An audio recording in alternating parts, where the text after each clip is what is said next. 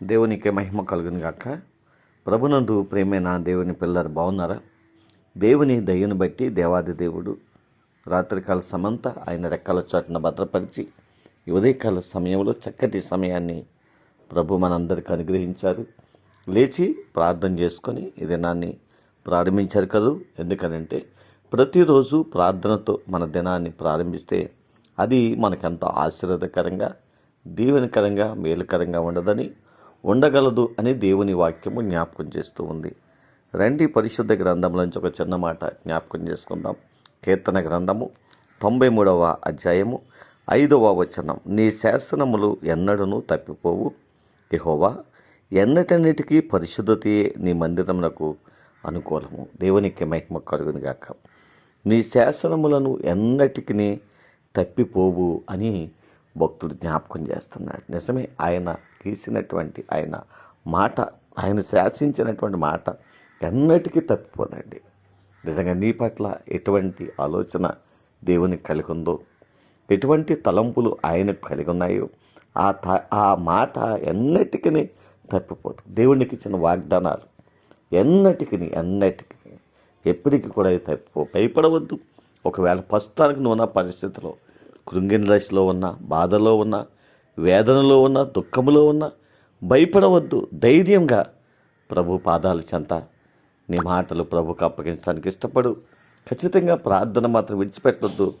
ఖచ్చితంగా ప్రార్థన చేయి. దేవుడు ఒక దినాన్ని నీకు ఇచ్చిన మాటను ఆయన ఎన్నటికీ తప్పిపోయేవాడు కాదు, ఎన్నటికీ విడిచిపెట్టేవాడు కాదు. ఖచ్చితంగా దాన్ని నెరవేరుస్తాడు. అద్భుతమైనటువంటి కార్యములు నీ జీవితంలో చూడగలుగుతావు.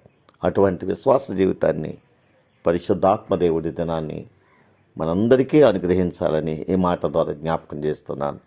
దేవుడు అటువంటి భాగ్యాన్ని ప్రభు మనందరికీ అనుగ్రహించి నడిపించునుగాక. ఆమేన్. కృపాసత్య సంపూర్ణమైన మా తండ్రి, కృపామయుడమైన మా దేవాన్ని కొందనాలు, స్తోత్రాలు. ఉదయకాల సమయంలో స్థానిక సంఘాన్ని, గ్రామాన్ని కూడా దీవించండి, ఆస్వాదించండి, బలపరచండి. మా రాష్ట్రాన్ని జ్ఞాపకం చేసుకుని రాష్ట్ర ప్రజలందరినీ దీవించండి.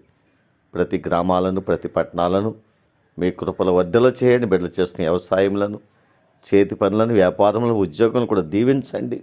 నీ కాపుదల భద్రత ప్రతి ఒక్కరికి దయచేయండి. చదువుతున్న బిడ్డలకు మంచి జ్ఞానాన్ని దయచేయండి.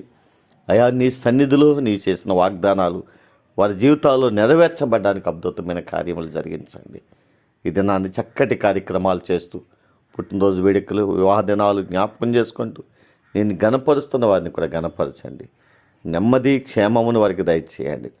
బలహీనులుగా ఉన్న వారందరినీ మీ రక్తం చేత కడగండి. సంపూర్ణమైన స్వస్థత దయచేయండి ప్రభు. వారు ఎటువంటి సమస్యలతో ప్రభు నీ సంధిలో మొరపెడుతున్నారు, ప్రతి సమస్యను మీరు జ్ఞాపకం చేసుకొని నీ ఆశ్చర్యమైన కార్యములు వారి జీవితాల్లో జరిగించండి. దేవా, చదువుతున్న బిడ్డలకు మంచి జ్ఞానాన్ని ఇవ్వండి. ఉద్యోగం చేసేవారికి మంచి కాపుదలు ఇవ్వండి. వివాహాల కొరకు ఎదురు చూస్తున్న బిడ్డలకు వివాహాలు సిద్ధపరచండి. చక్కటి భాగ్యస్వామ్యులను సిద్ధపరచండి ప్రభు. గర్భఫలం కొరకు కన్నీళ్లు కరుస్తున్న బిడ్డలను జ్ఞాపకం చేసుకొని వారి కన్నీళ్లను తుడిచి ఆనందముతో, నాట్యముతో వారి హృదయాలు నింపండి ప్రభు. బలపరచండి, మేలైన కార్యాలు జరిగించండి. మా దేశాన్ని, ప్రపంచ దేశాన్ని కూడా దీవించండి. మా గ్రామాల నుండి, మా ప్రాంతాల నుండి, ఆయా దేశాల్లో, ఆయా రాష్ట్రాల్లో ఉన్నటువంటి ప్రియ బిడ్డలందరినీ జ్ఞాపకం చేసుకుని వారి కష్టార్జితం ప్రభువా వారికి, వారి బిడ్డలకు ఆశీర్వాదకరంగా, దీవెనకరంగా మార్చండి. నీ నామాన్ని ప్రేమించి బిడ్డలు చేస్తున్న చక్కటి కార్యక్రమాలకు రావాల్సినటువంటి నిరంతర ఆశీర్వాదాలు సమృద్ధిగా నీ బిడ్డలకు, వారి కుటుంబాలకు అనుగ్రహించి మీరే మహిమ, ఘనత, ప్రభావాలు పొందుతారని యేసయ్య ఉన్నతమైన నామములో ప్రార్థించి స్తుతించి మీకు సమర్పణ చేస్తూ ఈ దినాన్ని ప్రారంభిస్తున్నాము తండ్రి. ఆమేన్.